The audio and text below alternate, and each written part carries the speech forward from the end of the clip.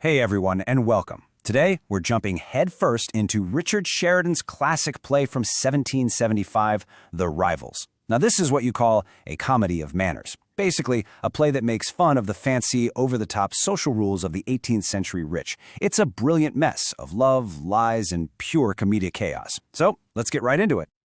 So, let me just ask you this. What if a super wealthy, high-ranking guy was so in love that he decided to pretend he was a poor, nobody soldier, all just to get the girl? I mean, that sounds exactly like a rom-com you'd watch today, right? Well, that is the absolutely hilarious idea at the very heart of The Rivals. Okay, so our story kicks off in the city of Bath, England. Back in the 18th century, this was the place to be for high society. It's where you'd go to gossip, to find a wealthy spouse, and just generally be seen. And it's right here that we meet our main characters, whose love lives are about to get seriously complicated. Right at the center of all this is Lydia Languish. Now, she's a rich heiress, but her head is completely filled with fantasies from all the romance novels she reads. The thought of a normal, arranged marriage to some rich guy? Snooze. She wants drama. She wants adventure. She's dead set on running away with a poor man, because she thinks struggling for love is the most romantic thing ever. Well, you can see how this is a huge problem for our hero, Captain Jack Absolute. He's rich, he's got a great reputation, he's the son of a baronet. Basically, he's everything Lydia thinks she doesn't want. So what's a guy to do? He invents a whole new person. Ensign Beverly, a poor, low-ranking soldier. And guess what? It works! She falls for him completely. Now, it is absolutely crucial to remember. Captain Absolute and Ensign Beverly, they're the same person. Keep that in mind, because things are about to get wild. But of course, it's not just about Lydia and Jack. Oh no! The city of Bath is crawling with a whole bunch of other characters, and every single one of them has their own secrets, their own schemes, and their own crushes that are going to get all tangled up in our main story. Okay, this little chart really helps us see all the moving parts. First, you've got Lydia's aunt, Mrs. Malaprop. She's famous for hilariously mixing up her words. In fact, that's where we get the word malapropism. She wants Lydia to marry a rich guy, but she's secretly writing love letters to Sir Lucius O'Trigger. Then you have Julia and Falkland, a couple that shows a much darker side of love. He's ridiculously jealous, and she's endlessly patient. And Sir Lucius? He thinks he's getting love letters from Lydia and has no idea they're actually from her aunt. See? It's just a perfect storm of mix-ups. So, just when you think this web couldn't get any more tangled, who shows up? Captain Absolute's very loud, very angry father, Sir Anthony. And he has a plan. The big problem? He has no earthly idea his son is already in town pretending to be someone else. Sir Anthony doesn't waste any time. He finds his son, Jack, and gives him an ultimatum. He's arranged a marriage for him, and it's not up for discussion. Jack will either marry this mystery girl without even meeting her, or he'll be cut off from the family fortune. Period. The stakes just got incredibly high. And this is where the pure comedic genius of the play just explodes. Jack's in a total jam, but then his servant finds out something amazing. The mystery girl his dad picked for him is, you guessed it, Lydia Languish. So Jack, seeing his chance, agrees to obey his father.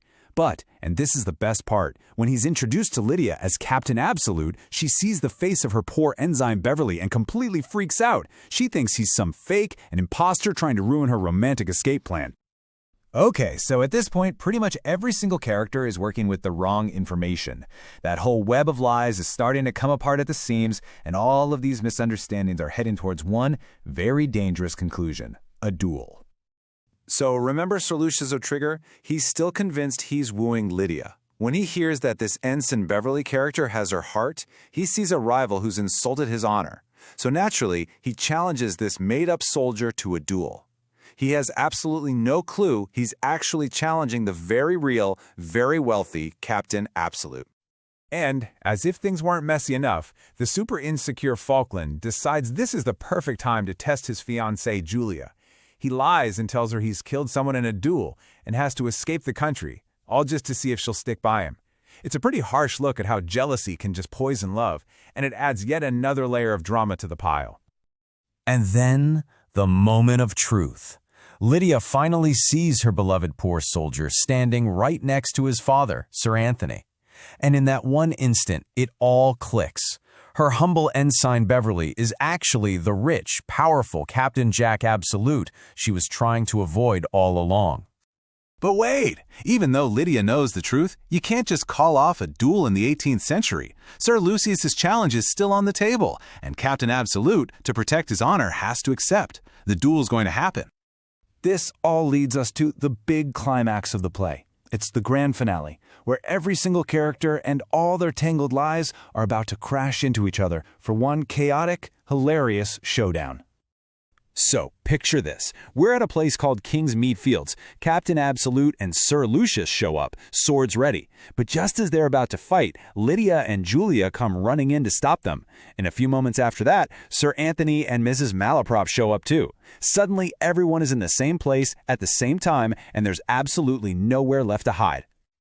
And then, boom, all the secrets come spilling out. Sir Lucius points at Captain Absolute and accuses him of being Ensign Beverly, and Jack just admits it. Lydia finally accepts that, yeah, she's actually in love with the real Jack Absolute. And when Sir Lucius talks about his secret admirer, Delia, Mrs. Malaprop confesses that was her. Sir Lucius is so horrified he immediately gives up any claim to Lydia. So, with all the lies finally out in the open, our couples get their happy endings. Lydia agrees to marry Captain Absolute, accepting him, money and all. And after a whole lot of apologizing, Falkland and Julia are finally getting married too. Hopefully he's learned his lesson about trust. Just like a good comedy, all's well that ends well. The Rivals is, without a doubt, a hilarious play. But it does leave us with a question that's still relevant today. I mean, Captain Absolute's entire relationship was built on a pretty big lie, right? But he did it for love and to get around some pretty silly social rules. So it makes you think, when it's all for the sake of love, is a lie really that bad? It's definitely something to chew on from this incredible masterpiece.